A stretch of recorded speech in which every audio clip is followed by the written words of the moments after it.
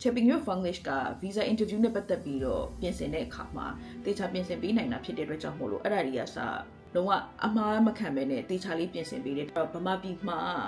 မော်ချာနိုင်ငံရဲ့ကောင်းမွန်တဲ့ပညာရေးကောင်းမွန်တဲ့အနာဂတ်တွေနဲ့ပတ်သက်ပြီးတော့ Funglish ကပထမဆုံးမြန်မာပြည်မှာမိတ်ဆက်ခဲ့တာဖြစ်တယ်အသက်က30ကျော်ဟာ29-28မှာဒီ diploma ကိုတက်ဖို့ဆိုတာကြာ Chipping your visa အပိုင်းလဲစဉ်းစားရတာဖြစ်တယ်အဲ့အတွက်ကြောင့်မို့လို့တေချာလေးလာစုံစမ်းမှာကိုကအဲ့အပိုင်းမှာ professional တယောက်အနေနဲ့လုပ်လို့ဟာလာဘာတွေလိုအပ်နေပြီလဲ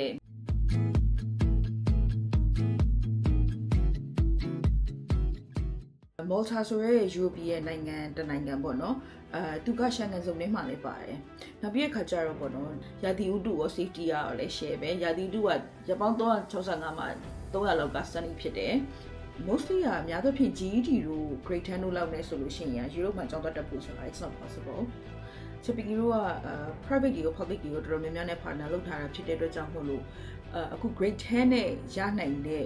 vocational ပေါ့အတမွေးကျောင်းနဲ့ပတ်သက်တဲ့ပညာရပ်ကိုသင်ကျင်တယ်ပေါ့ဗမာပြည်ရဲ့ grade 10ကို Chipping တို့ကတော့နည်းနည်းလေးပြန်စစ်ဖို့တော့လိုမယ်ပေါ့နော်ဒီ Malta ရဲ့ qualification framework နဲ့ဘယ်လောက်ထိကိုက်လဲဆိုတာကိုပြန်စစ်ဖို့တော့လိုတယ်နောက်ပြီးတော့ဟုတ်တယ် grade 10ရှိုံနဲ့ရရုံနေတော့မဟုတ်ဘူးသူ့ရဲ့ gap year ဘယ်လောက်ရှိလဲအသက်အရွယ်ဘယ်လောက်ရှိလဲ Chipping တို့ဒါတွေတော့တစ်ချက်တော့ပြန်တော့ကြည့်ရမယ်ပေါ့နော်အဓိက O level ဆိုရင် okay တယ်ပေါ့နော် grade 10ဆိုရင် Chipping တို့ level ပြန်ဆက်ရမယ်ဘာဖြစ်လဲ gap year အရင်များဟာ grade 10ရှိတယ်ဒါပေမဲ့အသက်အရင်ကြီးနေပြီဆိုလို့ရှိရင်ဘာ profession လုပ်လဲပါလဲဆိုတာတော့ပြန်တော့စိတ်ကမယ်ပေါ့နော်ကို့အမြင်ရပြောရမယ်ဆိုလို့ရှိရင်ကမိဘတွေရောကျောင်းသားတွေရောပေါ့နော်ဘွဲရမှပညာတတ်တယ်ဆိုတာထက်ကို skill တစ်ခုသင်လိုက်တယ်ကိုဒါနဲ့ပတ်သက်တဲ့ဟာလာဟိုဘယ်လိုပြောမလဲပညာရေးနဲ့ပတ်သက်ပြီးတော့ကလေဘွဲရမှပညာတတ်တယ်တော့လည်းမဟုတ်ဘူးကို့အနေနဲ့ကကြတော့ဒီ skill ကိုသင်လိုက်တယ်ဒါနဲ့ပတ်သက်တဲ့ diploma professional diploma တခုရထားတယ်ဆိုလို့ရှိရင်အဲ့ဒါနဲ့ပတ်သက်ပြီး service ပေးမလားဒါမှမဟုတ်လို့ရှိရင်ကိုကဟိုတင်နန်းတွေပဲပြန်လုပ်မလားနောက်ပြီး employer တွေတကယ်ကိုတိတ်ဆိုင်လိုချင်တဲ့ skills တွေကိုကိုကရအောင်ယူလိုက်နိုင်တယ်ဈေးတက်နဲ့ bachelor's တွေ master's တွေလောက်လေအကုန်ကြမများဘူးနှစ်တွေအများကြီးလည်းမရင်းရဘူးဆိုလို့ရှိရင်ဒါကတကယ်ကိုကောင်းမွန်တဲ့ပညာရပ်တစ်ခုဖြစ်တယ်ပေါ့နော်အဲ့တော့ကိုယ့်ရဲ့ community မှာပဲဖြစ်ဖြစ်သင်လို့ရတာလည်းပညာရပ်ပဲကိုက mentor တယောက်ရှိရဆိုလည်းဒီကနေသင်ယူတာလည်းပညာရပ်တစ်ခုပဲအရှိရမှာကျတော့စီမံနဲ့ပတ်သက်ပြီးတော့ Chipping Funglish ကနေတင်ခဲ့တယ်ပေါ့နော်အဲ့ဒါတော့ marine နဲ့ပတ်သက်တာ aquaculture တွေနဲ့ပတ်သက်တဲ့ဟောက်ချေကတပိုင်းခွဲလိုက်တာပေါ့နော်အခုကကျတော့အပိုင်းနောက်ထပ်ခွဲပြီးတော့စိတ်ဝင်စားတဲ့လူတွေအတွက်က grade 10ဒါမှမဟုတ်လို့ရှိရင် O level ရှိထားရဲဆိုလို့ရှိရင်အဆင်ပြေတယ် Chipping တို့ဒီ Malta မှာကျောင်းတက်တာကို accommodation ရအောင်ပေါ့နော်တခြား European နိုင်ငံတွေထက်လည်းအများကြီးပိုတက်တာရယ်ကျောင်းမှု90ရာခိုင်နှုန်းကလည်းကျောင်းပြီးသွားရင်ဒီ diploma စတက်တာနေစပြီးတော့ကျောင်းမှု90ရာခိုင်နှုန်းပြန် claim လို့ရတယ် 8% ပြန်ရနိုင်တယ်ဒါဒီမိဘတွေစိတ်ဝင်စားတယ်ကျောင်းသားတွေစိတ်ဝင်စားတဲ့အချက်တစ်ချက်ဖြစ်တယ်သူရဲ့ official language ကEnglish ဖြစ်တယ်သူ့ရဲ့ national language ကတော့ Maltese ဖြစ်တယ်သူက official language English ဖြစ်တာနဲ့ Europe မှာအများအောင်အားသာချက်ရှိတယ်ဘာသာစကားထပ်ပြီးတော့ပြင်စရာမလိုတော့ဘူးပေါ့နော်နောက်တစ်ခုကကြတော့ transportation ကလည်းကျောင်းသားဖြစ်တဲ့အတွက်ကြောင့်မို့လို့ totally free ဖြစ်တယ်။ကျောင်းမိုးကယူ6600 5400အလုပ်လောက်ကနေလည်းသွားတယ်ပေါ့နော်။မြန်မာငွေနဲ့တွက်မယ်ဆိုလို့ရှိရင်390 280ကနေ350လောက်ကျသွားတယ်။တစ်နှစ်ကို budget ကမှဟာလာ300လောက် roughly သတ်မှတ်ထားရဲဆိုလို့ရှိရင်ကိုကထိုင်းလိုဘာလို့မှကျောင်းတက်တဲ့လောက်ပဲရှိတယ်ပေါ့။ထိုင်းမှာကျောင်းတက်တယ်ဆိုလို့ရှိရင်ကျောင်းမိုးကတက်တာတဲ့အိမ်နီးနားချင်းနိုင်ငံဖြစ်တယ်ဆိုတာမှန်ပေမဲ့ part time အတွေ့အကြုံတကယ်ကို့အတွက် part time ဝင်ငွေရနိုင်တဲ့ chance မရှိတဲ့အတွက်ကြောင့်မို့လို့ဒီနိုင်ငံကို Chipping ကအားပေးတယ်ပေါ့ PR pathway ရှိတာဖြစ်တဲ့အတွက်ကြောင့်မို့လို့ကိုယ့်ဘက်ကစဉ်းစားလို့ရအောင်လို့ပေါ့နော်ဆိုတော့ဒီအပိုင်းကိုဖွင့်ပြရမယ်ဆိုလို့ရှိရင် Chipping creative arts ကနေပြီးတော့စပြောမယ်ကိုက arts အပိုင်းကိုစိတ်ဝင်စားတယ် performing arts ပဲဖြစ်ဖြစ် media ဘိုင်းနေနောက်ပြီးရခါကြလို့ရှိရင် photography video production တွေထုတ်လုပ်ရေးဘိုင်းနေနဲ့နောက်ပြီးတော့ fashion and retail graphic printing တွေလည်းပတ်သက်တယ်စိတ်ဝင်စားရဲဆိုလို့ရှိရင် level 3-4 advanced diploma တွေ level 3 diploma လောက်ကနေစပြီး join လို့ရတယ်ဒါပေမဲ့ကိုကအသက်အရွယ်ဘယ်လောက်ရောက်နေပြီလဲဥပမာထားလိုက်ပါတော့အသက်က30ကျော်ဟာ29-28မှာဒီ diploma ကိုတက်ဖို့ဆိုတာကြာ Chipping visa အပိုင်းလဲစဉ်းစားရတာဖြစ်တယ်အဲ့အတွက်ကြောင့်မို့လို့တေချာလေးလာစုံစမ်းမှာကိုကအဲ့အပိုင်းမှာ professional တယောက်အနေနဲ့လုပ်လို့ဟာလာဘာတွေလိုအပ်နေပြီလဲမဟုတ်လို့ရှိရင် visa အပိုင်းအခက်အခဲဖြစ်မှာလဲဆိုလို့တကယ်ဖြစ်နိုင်ရရှိတဲ့ဟာကိုပဲ Chipping ကအကြံပေးတယ်ဗမာပြည်မှာမော်ချာနိုင်ငံရဲ့ကောင်းမွန်တဲ့ပညာရေးကောင်းမွန်တဲ့အနာဂတ်တွေနဲ့ပတ်သက်ပြီးတော့ Funglish ကပထမဆုံးမြန်မာပြည်မှာမိတ်ဆက်ခဲ့တာဖြစ်တယ်ဒီနေ့ဒီချိန်ဒီ Chipping တို့ဒီ2025 September မှာစပြီးတော့မော်ချာနိုင်ငံကိုမိတ်ဆက်ခဲ့တယ်ဆိုတော့ academicပေါ့နော် bachelor's master's တွေမဟုတ်ဘူး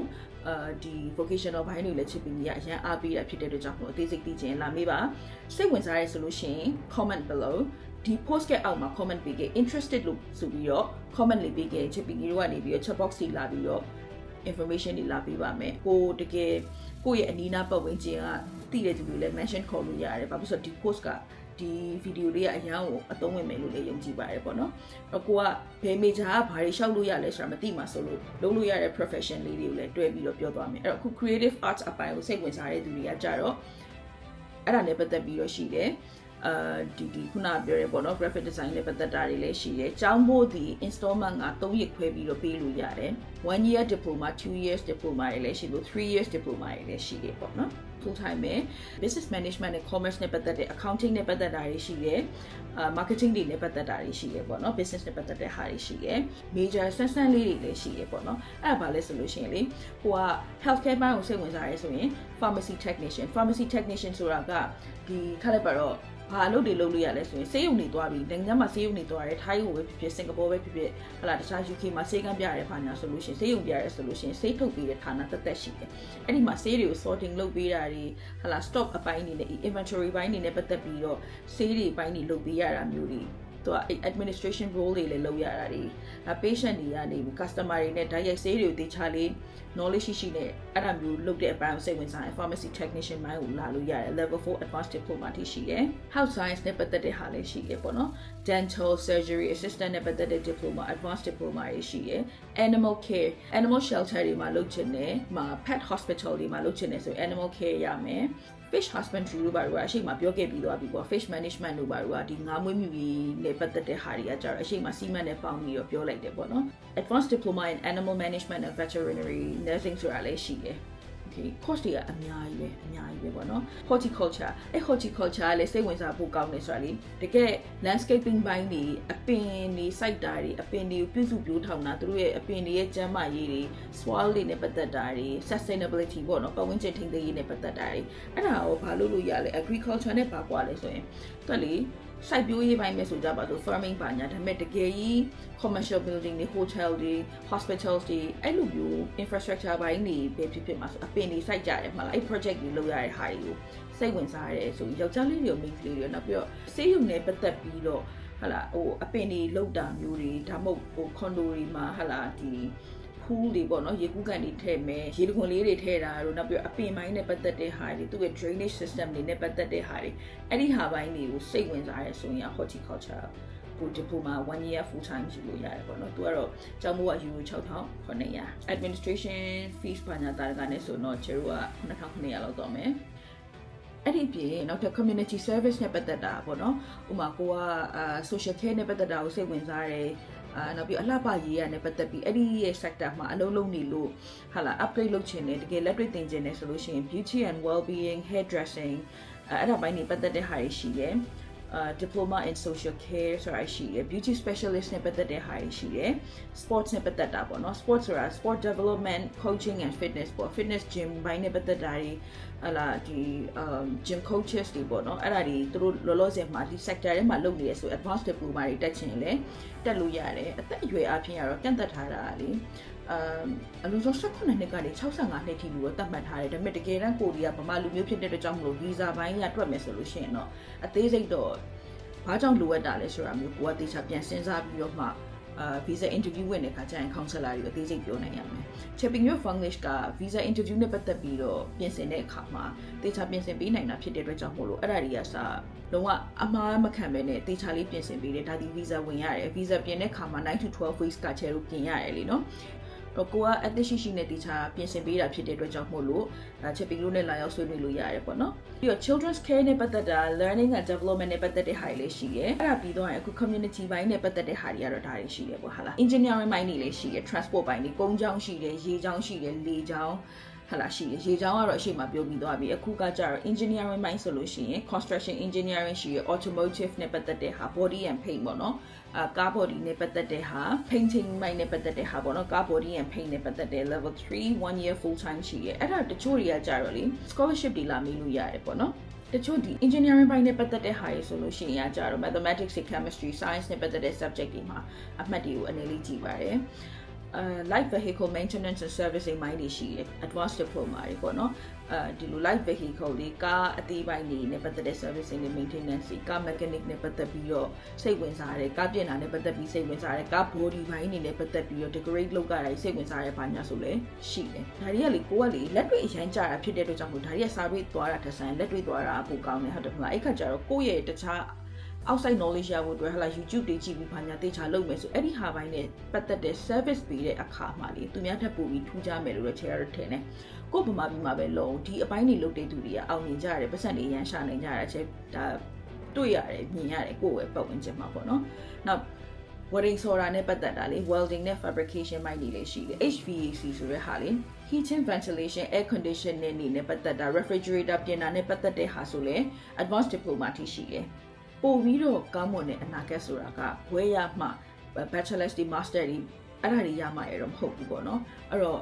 တေချာစဉ်းစားပြီးတော့ကိုလိုအပ်ချက်ကိုသုံးမဲ့ budget ပေါ့နော်ဒါကကျတော့တစ်နှစ်လောက်ပဲနှစ်နှစ်လောက်ပဲတက်ရတာဖြစ်တဲ့ကြောင့်မလို့ဟို bachelor's တက်တာတက်ဆိုင်တော့အချိန်ပိုနေတယ် employer တွေနဲ့တကယ်ဘယ်လိုပြောမလဲ industry ready ဖြစ်စေတဲ့customize လုပ်ထားတဲ့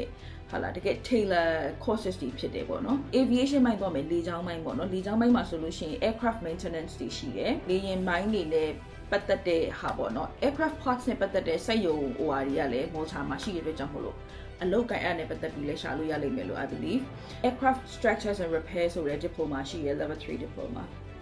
now aviation flight and cabin operation ရှိရdiploma in logistics supply chain management transportation ရှိရ logistic ပိုင်းတွေပေါ့ warehouse မှာအလုပ်လုပ်ရတယ် warehouse management နဲ့ inventory နဲ့ပတ်သက်တာတွေစိတ်ဝင်စားတယ် supply chain ပေါ့နော်ထားလိုက်ပါ business တစ်ခုလုပ်လို့ supplier တွေနဲ့ချိတ်ကမယ်ပစ္စည်းပို့ဆောင်ရေးဟလာ